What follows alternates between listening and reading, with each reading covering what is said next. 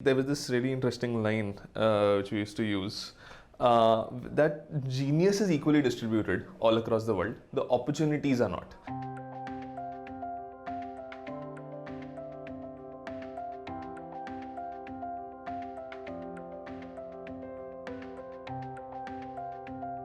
According to you, what will be the success parameters or typical milestones for Navgurukul? So I think one of the first things when we started out, and I think when I look back at the journey, it's been almost, we started in November 2016 was the first batch when we started out, and look back at the journey, it seems, I mean, where we've reached, even we didn't think it's possible to reach it when we started it out. So one of the things, like, I think one of the initial challenges was to actually build a system where ownership is taken by the students, for the students, of the students. Like, it's just a system which is completely run by them and not by us. And I think getting to a stage which it can happen, where it can sort of happen, I don't think we're also still 100% there where I would like to be. That was one of the biggest challenges. And I think one of the biggest milestones for us is also that as we scale up as an organization, and I mean, currently we're at around 130, 140 student capacity per year, and by the end of this year we plan to be somewhere around 450 to 500 students. And I'm guessing the next 3 to 4 years are all about scaling up the show, because we've really figured out how things work. Like, how do we still maintain that essence of decentralized ownership among the students and not amongst the team or the centralized organizational like executive, but actually in the hundreds of students we have at the or within Navgurukul, and they're the ones who are actually taking ownership, and all the alums who actually graduate out are the ones who are primarily responsible for running the campus. How do we create that culture of like some sort of a Swaraj or some sort of ownership by the students? I think that's the biggest challenge, the way I look at it. Then I think and that'll be one of the biggest milestones for us, like, and I think it'll be tested out soon.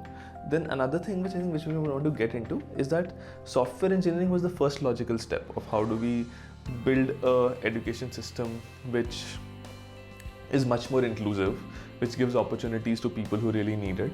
But what are the new courses we can add? Like, a lot of people don't have the aptitude for software engineering. It's like everyone in a class shouldn't be judged on the way they swim. Some are great swimmers, some are great runners, others might be great athletes. So what are the other courses we introduce which give other aspirational opportunities to students apart from software engineering? So we're thinking of starting a school of entrepreneurship within Navgurukul, where we train people from marginalized backgrounds to be great entrepreneurs, where they can start their own businesses. There's another program where we're starting called the School of Justice, where can we get victims of sexual abuse and train them to be lawyers so that they can actually go and fight sexual abuse in a very fundamental way. So these are different opportunities and different areas which we're exploring as an organization. How do we grow and build it and create more opportunities for different sets of people apart from just software engineering? I think that's the second milestone which I think would be success for Navgurukul, when I see 3 other schools come up led by 3 different people within the organization than me. Alright, so the next thing that we should be talking about is how are you sustaining yourself? From where are you getting the money? Have you been able to raise funds in form of donations? Because you don't charge students at this point in time. They will only pay you after they have been graduated and start earning. So have companies partnered with you in this initiative of yours? So I think we've been really lucky in that sense, where it was in the first year of our operations only where we could raise CSR money from Accenture. And then there's also something called Social Alpha, which is an incubator by the Tata folks, which are primarily funding us for the new campuses which we're setting up in Pune. We're also partnering with a few top technology companies. I mean, because it's still in agreement, I'm not supposed to say out the names aloud, who would be funding us for the program. So right now, all the donations are mostly come from a few from HNIs and mostly from CSR budgets of the corporates, and which fund the operations for the whole year. for the students. But at the same time, though we're a non-profit and the intent is not to make money, but at the same time we still believe that the ownership of the whole system, not just in the form of learning, not just in the form of creating leadership within the system, but also in the form of finances, should be taken care by the alumni. And that's when we'll be able to truly create a very self-sustainable system and not be dependent on anything external. So we tell the students to pay back, to basically pay forward the amount for the next students coming in. So if you graduate out today and I am joining in tomorrow, if you graduate out this year and I'll be joining in as the next batch, filling in your place, we would expect Ankit to pay forward for Rishabh and Rishabh to pay forward for someone else, basically. And mostly there's always a cash flow issue with that, and we don't have money flowing in always because of that, and that's why we depend on donations.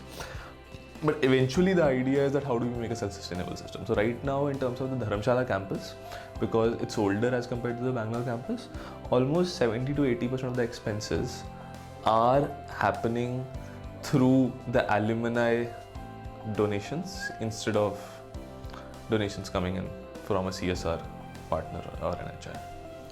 In terms of the trust factor, right? Many a times NGO as a firm needs to be transparent enough to build that credibility and trust factor, right? So have you been able to build to a point wherein the parents are getting feedback about the students on a continuous basis, or the funders are getting information about how the students are doing on a regular basis? At any point in time they can track how the growth is happening for every student or so? So I think in terms of transparency and trust, as an organization, we've always believed to be as vulnerable as possible, both internally and externally to different stakeholders of ours. And that has happened in very small different steps. So something as simple as we have a newsletter which is titled the GBU, and that's basically the good, bad and the ugly. So we've always, the idea was that an organization, we don't just need to talk about what's great that's happening at Navgurukul. There's obviously a lot of bad and a lot of ugly that's happening. We've set targets, we don't meet, students drop out, there's cash crunches, there's always a lot of mess up and a lot of screw ups which are always happening day in, day out. So the idea is like, how do we be vulnerable about it and actually start a dialogue about it? So, from the standpoint of a team, a student, or as an organization, there are GBUs, there are weekly, there are monthly GBUs which happen where we actually vulnerably have a very nice dialogue about what is wrong that is happening and what is good also that's happening. We also have it publicly. In terms of other tracking, financially, we're trying to right now create some internal tools so that we can make sure that there are infographics about our expenditure and everything every month which are going public and everyone can track them.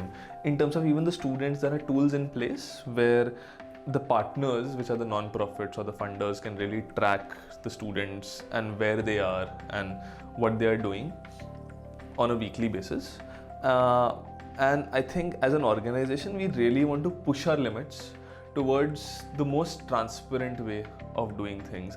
From our finances to the academic learning to whatever mess is happening at the campus, we want to be public with it as much as possible. And that will be basically this transparency, or anything that goes wrong within the school, you haven't seen any backlash happening from any of those stakeholders. They're appreciating that. No, I think there has been backlash that has happened. In fact, if I was to talk about certain incidents, I think women's safety is a big issue which we've faced at the Bangalore campus. Bangalore is the all-girls campus, and there have been incidents that have happened, and that has where there was certain little bit of eve teasing towards some of our girls who study at Navgurukul when they were visiting outside the campus, and being transparent about them got us a lot of backlash. Not just in the form of like, what are you guys doing, but also in the form of that few of the partners were suddenly not trusting enough to send us more girls, because they really thought that, guys, you can't take care of the current set of girls you have, why should we send you more girls? And these are some of the biggest non-profits in the country. But I think in a way that's helped us in the longer run, where we've actually been able to build those mechanisms that this doesn't happen ever again.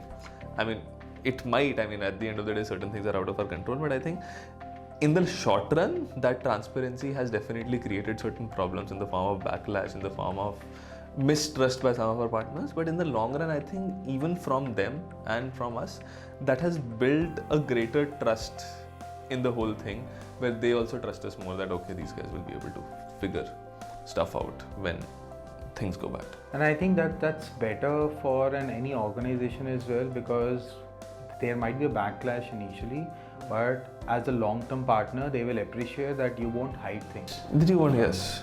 Yes. Nice.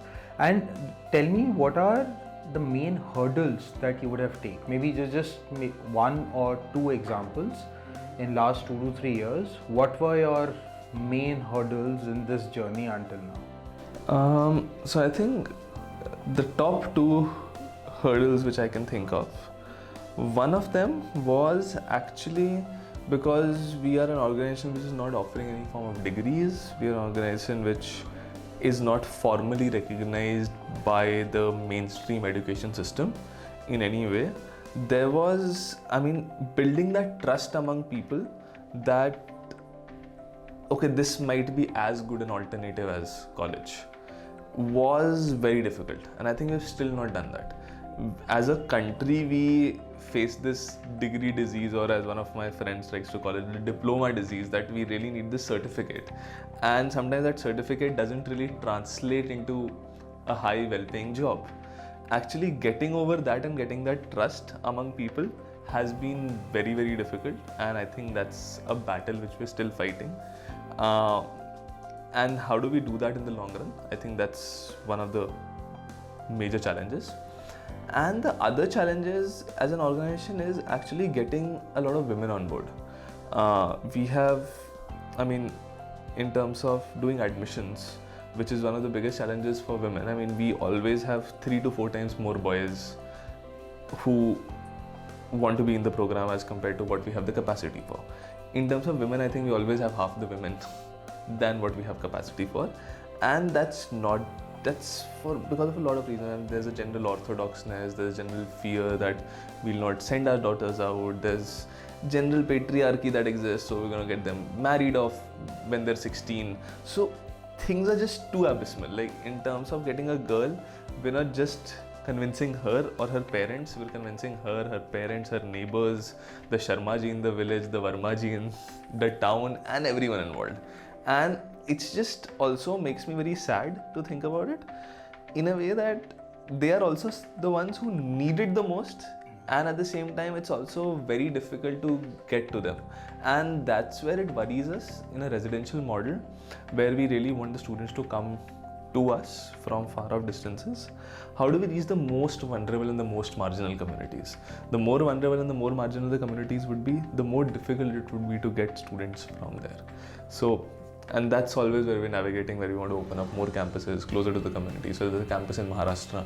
I'm sure so many, I'm like, there are hundreds of these girls who didn't show up for the program at Bangalore because it was very far off. Maybe their parents are more convinced, so chalo, Mumbai ke paas hai, wahan bhej dete hain. That kind of thing. What is your one advice to the outgoing students? I think one advice to the outgoing students, which we always talk about, which we also talk about internally a lot, is that how do we focus on, instead of just focusing on learning, how do we focus on actually learning to learn? Where I think most of the dialogue, whether it's in an educational institution or it's outside, is a lot about how I need to learn these 3-4 things. But I think what has helped us the most, or helped me the most personally, or I've seen what has helped Navgurukul the most, is that how to learn certain things and how to use them practically. That's a skill in itself, and if you have that, you can really learn a lot of things, and you'll always be getting, your skills will always be getting outdated. There'll be newer things will always be coming in which you won't know, and it's very easy to feel bogged down and think that, oh, nothing is happening or I'm going nowhere.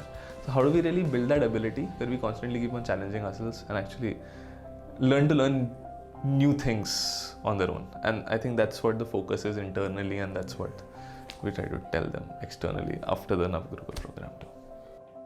Thank you so much, Rishabh. It was lovely interacting with you. I wish you all the best for the next leg of your growth, and hopefully we'll meet again. Thank you.